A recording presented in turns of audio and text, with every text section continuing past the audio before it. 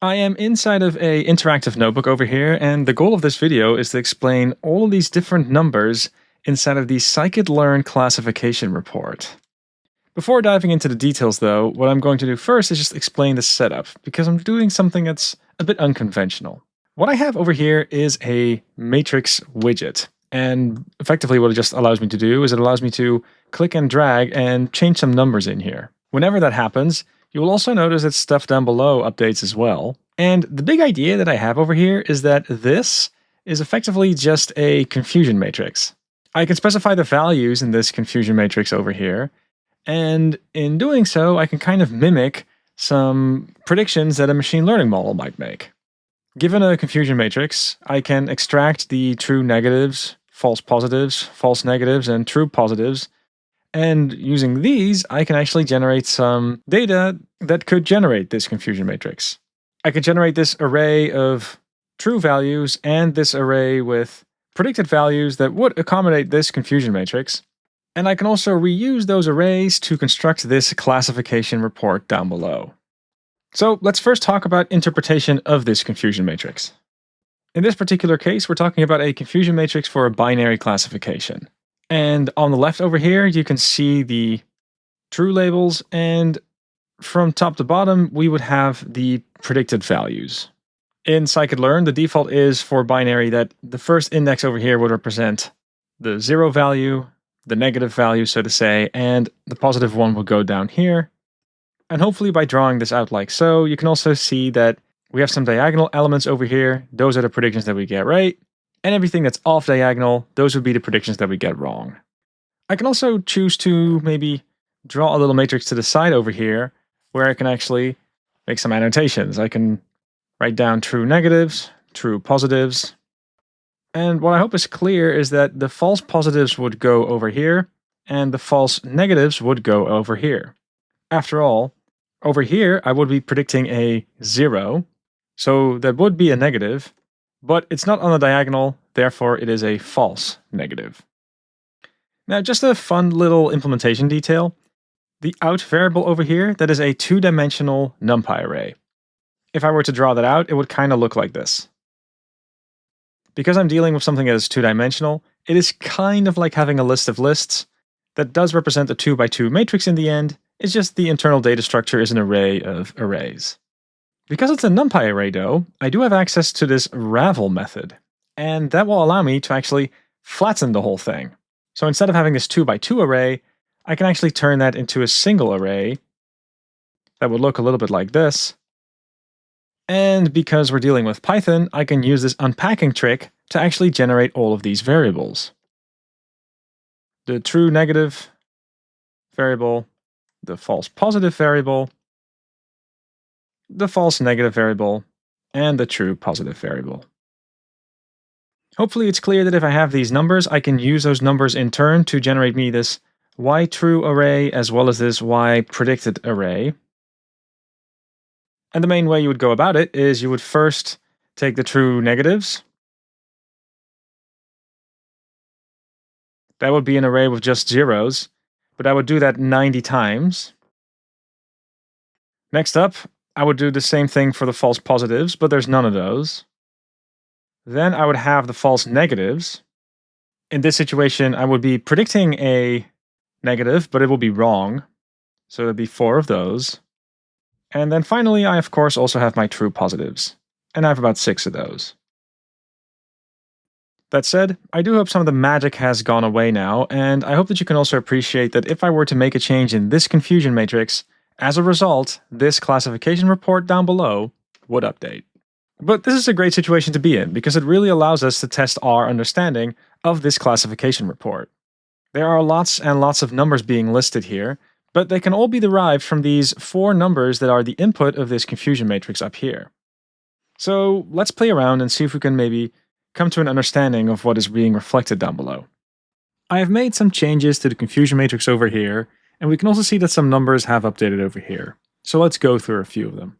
The rows on top over here basically give us information that is specific to a particular class. In this case, we're dealing with a binary classification scenario, so there's just 2 classes really to speak of.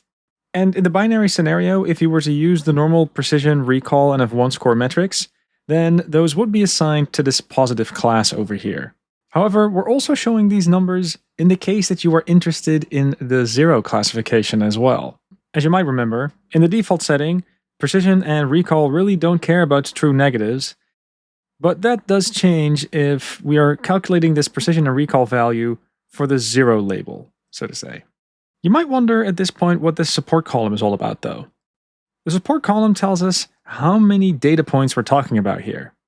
So for this one label over here, if we're going to be saying anything about precision or anything about recall, then it helps to know how many data points actually have this label. As you might remember, the real values are listed on this axis over here for the positive value. So in total, we would expect 55 data points to be represented. Similarly, if we look at the negative label, we would expect 110. Now, one thing you might notice is that we also mention the accuracy down below here, and you'll also notice that the support that is mentioned over here will be the sum of the items shown on top over here. When we add all of the support of all the labels together, that should give us the total support, and that is what's being mentioned here. So let's change a few numbers just to get an impression. Let's pretend that we've got a perfect classification over here. Well, then we get an accuracy of 1, and we also get perfect precision and recall scores everywhere. So far, so good. But let's now say that we are making a particular kind of mistake very often. Let's say that we predict 1 way more often than we should. In this case, when we predict a 1, it's about a 50-50 chance that we're right. And that makes sense when I look at the precision over here. However, the recall is equal to exactly 1, and that is because when we make all of these predictions, we do end up grabbing all the positive cases. If I were to increase the number over here, though, then we can see that the recall suffers. But changing this number over here has 0 effect on the precision metric over here. Feel free to play around with this yourself if you want to get a better intuition, but at this point, I also want to be talking about the last 2 rows down below over here. Effectively, these numbers just calculate some sort of average of what is listed above, but there is a subtle difference between the two. There's an average that is called the macro average, and another one that's called weighted. And let's see if I can change the numbers to make the distinction between them quite clear. I've gone for a somewhat over-the-top example as far as values are concerned here, but the point of these values is that they do make this distinction quite clear below. In the current setup, you can see that I've got a perfect precision for the 0 label, and you can also see that I've got a pretty poor number for the precision of this 1 label over here. Now what I could do is I could say, well, let's just take both of these 2 numbers, regard them as equal, and let's just take the average. That's what this number is about over here. The macro average really just takes the 2 numbers on top, and it divides them by 2. That is one way to summarize the precision over all sorts of different labels. That's one way of looking at it. But if you then consider the support, you could argue that this 0 class might actually deserve to be represented more. So what you can also do is you can take the weighted average. You're going to be taking this number over here, you're going to multiply it by the support for that number, you're going to do the same below over here, and then you're going to divide that by the total support of all the data points that you have. That will give you a weighted average.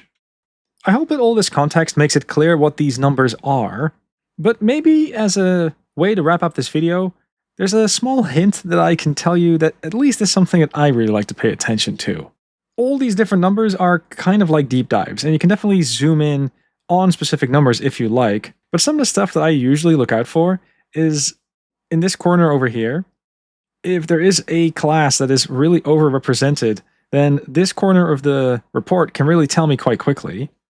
And similarly, if there's big differences between the classes as far as precision and recall is concerned, I usually also like to glance at these numbers to see if there's a big gap.